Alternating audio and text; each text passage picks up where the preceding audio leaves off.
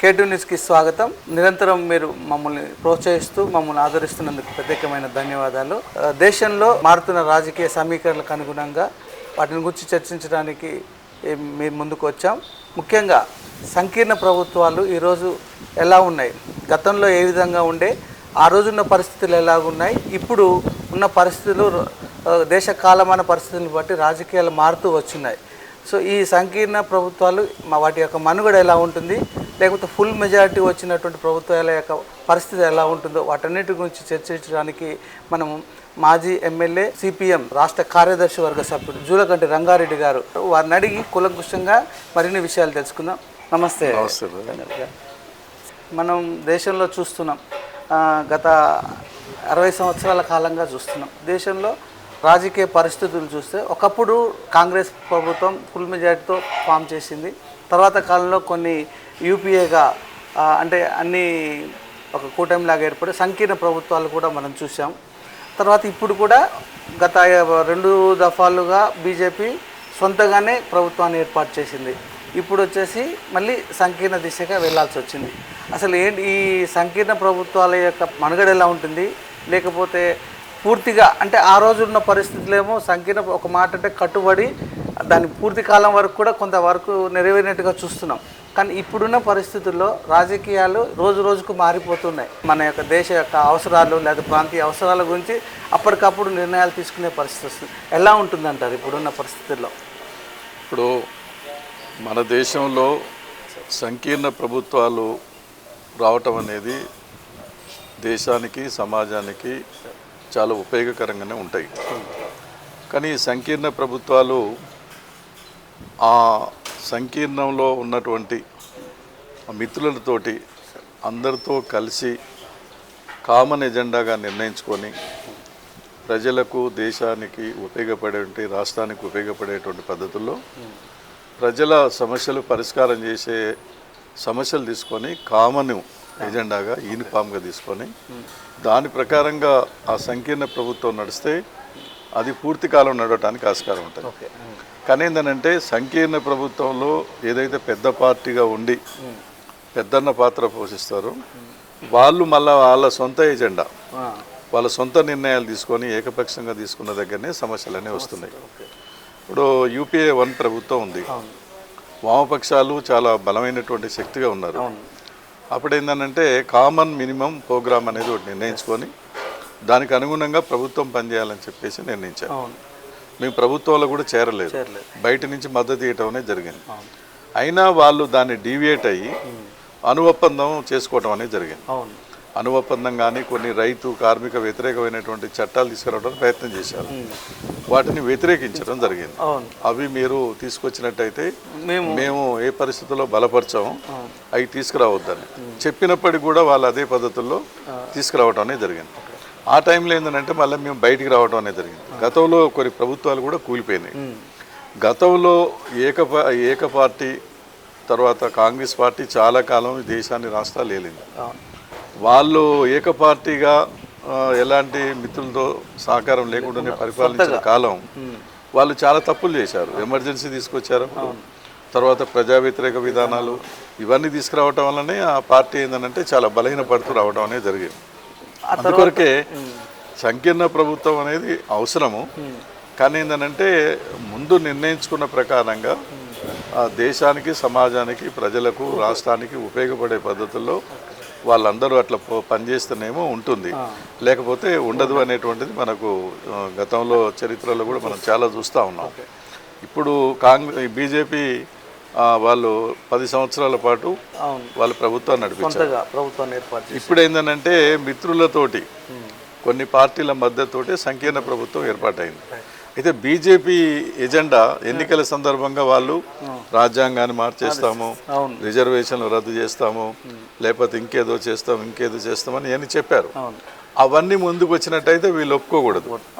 వీళ్ళు ఒప్పుకున్నారనుకోండి, తర్వాత ఏంటంటే ఈ పార్టీలు పూర్తిగా బలహీనపడే పరిస్థితి ఉంటుంది తప్ప మరి ఇప్పుడు ఇంతకు ముందులాగా ఆ నిర్ణయాలు తీసుకోవడానికి కూడా లేదు సొంతగా. ఇప్పుడు అదే సొంతంగా వాళ్ళు నిర్ణయం తీసుకుంటే దాన్ని ఖచ్చితంగా వ్యతిరేకించి బయటికి రావాలి.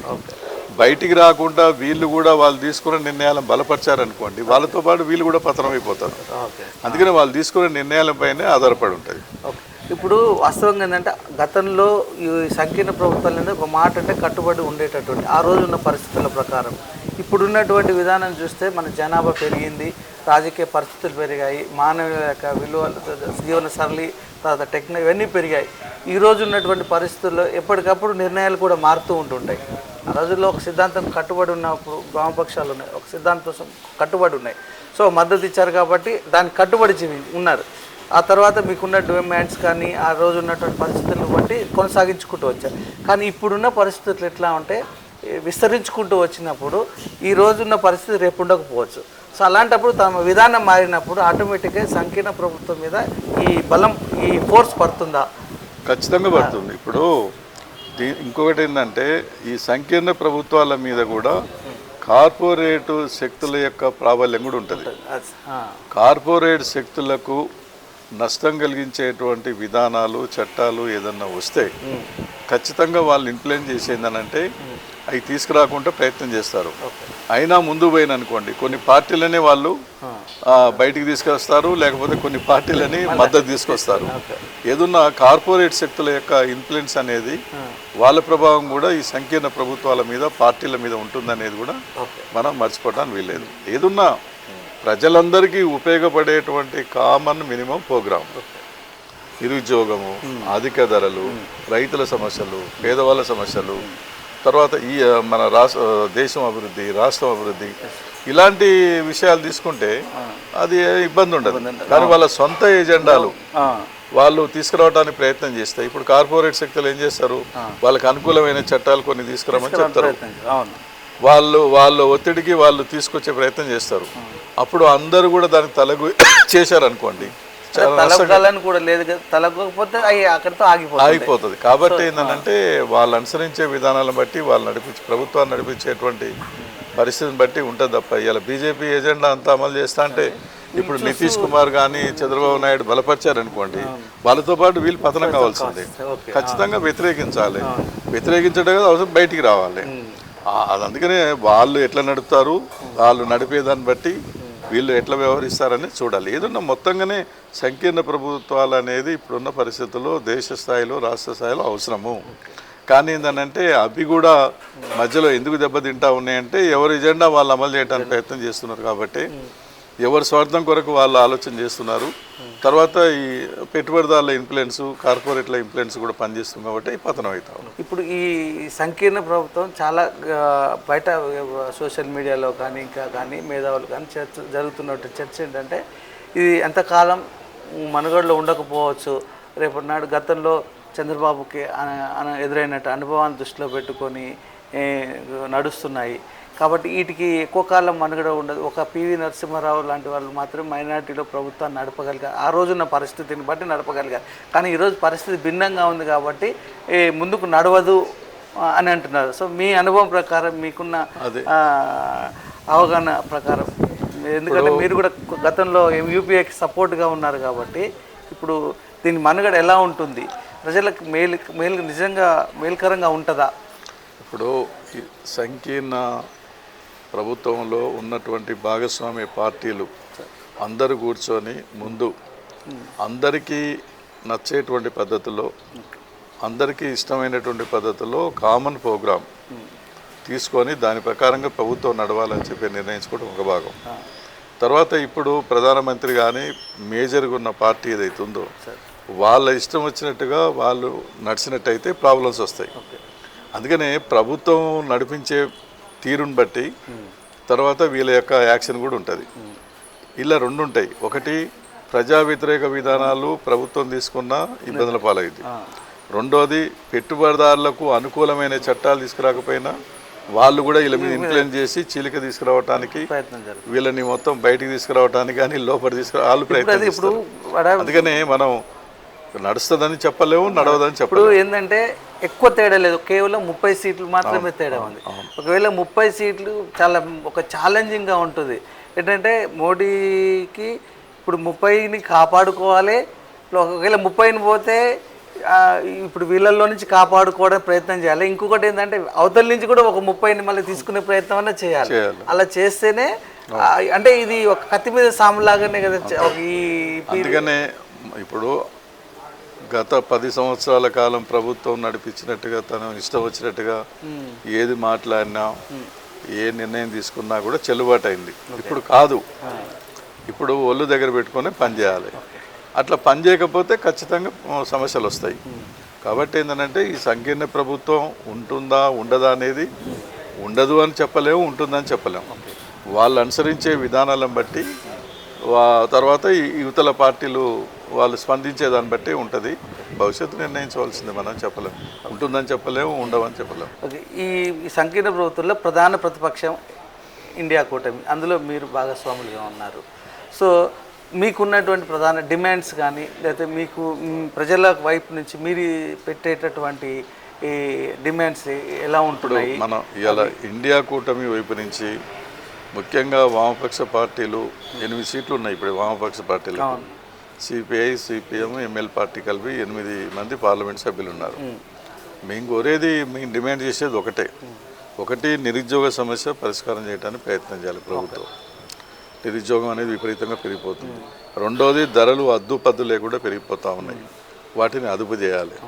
మూడోది అవినీతి అక్రమాలు కూడా పెద్ద స్థాయిలో పెరుగుతూ ఉన్నాయి, దాన్ని అదుపు చేయాలి. అట్లాగనే రైతులు పండించిన పంటలకు గిట్టుబాటు ధరలు రావట్లేదు. స్వామినాథన్ కమిషన్ సిఫారసులు అమలు చేయాలి. రైతు వారీగా పంట వారీగా వాళ్ళు పెట్టిన పెట్టుబడికి లెక్కగట్టి దానికి రెట్టింపు గీయాలని వాళ్ళు చేశారు. వాళ్ళకి అట్లా గిట్టుబాటు ధరలు కల్పించే ప్రయత్నం చేయాలి. అట్లాగే వ్యవసాయ కూలీలు ఇప్పుడు ఉపాధి హామీ పథకం ఉంది, దానికి కోత పెడుతున్నారు. దానికి పని దినాలు పెంచాలి, కూలీ రేటు పెంచాలి, బడ్జెట్ అదనంగా కేటాయించాలి. ఇట్లా రాష్ట్రాలకు కేంద్రానికి ఉండేటువంటి ఫెడరల్ వ్యవస్థ ఉంది కదా, ఆ ఫెడరల్ వ్యవస్థ బలహీనపడకుండా రాష్ట్రాలకు ఉండే హక్కులు రాష్ట్రాలకు ఉండాలి. గతంలో కంటే ఇప్పుడు చాలా బలంగా ఉన్నారు ఇండియా కూటమి, ప్రధాన ప్రతిపక్షం చాలా బలంగా ఉన్నారు. కాబట్టి ఇది నెరవేర్చుకోవడానికి మీరు ఎంతవరకు, ఏ మేరకు ఇప్పుడు మేము వామపక్ష పార్టీలకు సంబంధించినటువంటి ప్రజల సమస్యలన్నీ కూడా తీసుకొని వామపక్ష పార్టీలు ఇండియా కూటమిలో పెడతాయి. ఇండియా కూటమితో కలిసి అందరు కలిసి ఒక బలమైనటువంటి దాదాపు సమానం అధికార పక్షం ఎన్డీఏ ఇండియా కూటమి దాదాపు ఒక 30 స్థానాలు తప్ప ఉన్నారు. కాబట్టి ఏంటంటే బలంగా ప్రభుత్వం మీద ఒత్తిడి తీసుకొస్తారు, పోట్లాడతారు. తర్వాత ప్రజల సమస్యలు పరిష్కారం కావడానికి, దేశం అభివృద్ధి కావడానికి కావాల్సినటువంటి పద్ధతుల్లోనే ఇండియా కూటమి వైపు నుంచి పార్లమెంటులో మాట్లాడటం కానీ బయట వాయిస్ వినిపించడం కానీ జరుగుతుంది. దాంట్లో లెఫ్ట్ పార్టీస్ యొక్క పాత్ర ప్రధానంగా ఉండదు. సంఖ్యారీత్యా తక్కువనే ఉండొచ్చు, కానీ పాత్ర చాలా గొప్పగా. ఎప్పుడైనా తక్కువ ఉన్నా కానీ వాయిస్ మాత్రం ఇటు అసెంబ్లీలో కానీ మీరు మాట్లాడినప్పుడు ప్రజల పక్షాన చాలా సందర్భాల్లో మీరు గలం విప్పారు. ఇప్పుడు పార్లమెంట్లో కూడా ఆ స్థాయిలో మీరు మీ యొక్క వాయిస్ని మీరు తప్పకుండా వినిపిస్తున్నారు, ప్రజలందరూ కూడా చూస్తున్నారు. ఇప్పుడు ఈ సంకీర్ణ పత్రంలో ఇంకా ఎక్కువ మెజారిటీ ఉంది, ప్రధాన ప్రతిపక్షంగా ఉన్నారు కాబట్టి ఇంకా బలంగా వినిపించాలనేసి ప్రజలు కూడా ఆశిస్తున్నారు. ఆ విధంగా జరగాలని, అలా జరిగితేనే ప్రజలకు కూడా మేలు జరుగుతుందని చాలామంది భావిస్తూ ఉంటున్నారు. తప్పకుండా. ఇప్పుడు ఫైనల్గా మీరు ఈ సంకీర్ణ ప్రభుత్వం ప్రజలకు మేలు జరిగే విధంగా మీరు ఈ ప్రభుత్వాలు పోరాడుతున్నాం. అదే ప్రజలకు మేలు జరగాలి, దేశాభివృద్ధి రాష్ట్రాభివృద్ధిలకు ఉపయోగపడే విధంగా ఉండాలి. ప్రజల ఎజెండానే ప్రధాన ఎజెండాగా ప్రభుత్వాలు తీసుకోవాలి. దానికి అనుగుణంగా సంకీర్ణంలో ఉన్న పార్టీలు కూడా పనిచేయాలి. దాన్ని డివేట్ అయ్యి ప్రజా వ్యతిరేక విధానాలు చట్టాలు తీసుకురావడానికి ప్రయత్నం చేసినప్పుడు తప్పకుండా వాళ్ళల్లో ముసలం మొదలవుతుంది. కాబట్టి ఏంటంటే వాళ్ళు అనుసరించే విధానాలను బట్టి ఈ సంకీర్ణ ప్రభుత్వాలు ఉంటాయా పూర్తికాలం ఉండవా అనేది మనం చెప్పలేము. కాబట్టి వాళ్ళు అనుసరించే విధానాలను బట్టి ఆధారపడాలి. అంటే ఉన్నటువంటి వాళ్ళు ఇచ్చే సపోర్టు, వాళ్ళ నిర్ణయాలకు వీళ్ళు కూడా సపోర్ట్ చేస్తే ఈ రెండింటికి మనుగడ ప్రమాదమే ఉంటుంది అనేది ప్రధానమైనటువంటి. దాన్ని బట్టి మనం కాలం నిర్ణయించవలసిందే. సో ఇవండి సంకీర్ణ ప్రభుత్వంలో ఏ విధంగా ఉంటాయి, వాటి మనుగడ ఏ విధంగా ఉంటుందో మనకు పూర్తిగా రంగారెడ్డి గారు వివరించారు. సో చూద్దాం, వాస్తవిక పరిస్థితుల్లో ఆ రోజుల్లో సంకీర్ణ ప్రభుత్వాలకు వామపక్షాలు తమ పూర్తి స్థాయిలో మద్దతు ఇచ్చాయి. ప్రజా సమస్యలకు వచ్చినప్పుడు వాటిని నిలువరించినటువంటి పరిస్థితి కూడా ఉంది. కానీ ఇప్పుడు ఉన్నటువంటి పరిస్థితులు రోజు రోజుకి తమ ఆలోచన విధానాలు కూడా మారుతూ ఉన్నాయి. ప్రజల యొక్క స్థితిగతులను దృష్టిలో పెట్టుకొని ప్రాంతీయ పరిస్థితులను కూడా దృష్టిలో పెట్టుకొని మారే పరిస్థితి ఉంది. సో రంగారెడ్డి గారు చెప్పినట్టు ప్రధాన ప్రతిపక్షంగా ఉండి మేము తప్పకుండా ప్రజల వైపు పోరాడతాం. వాళ్ళు తీసుకునే నిర్ణయాలు కనుక ప్రజలకు ఉపయోగకరంగా లేకపోతే మా పోరాటం చేస్తాం. అవసరమైతే ఇప్పుడు ఎవరైతే సంకీర్ణంలో ఉన్నటువంటి వారిని కూడా కలుపుకునే పరిస్థితి కూడా వస్తుంది అని చెప్తున్నారు. సో ప్రజలకు మేలు జరిగే విధంగా ఉంటే మేము కూడా సపోర్ట్ చేస్తామంటున్నాం. సరే ఏది ఏమైనా ఈ సంకీర్ణ ప్రభుత్వంలో ప్రజలకు మేలు జరగాలని ఆశిద్దాం. Thank you.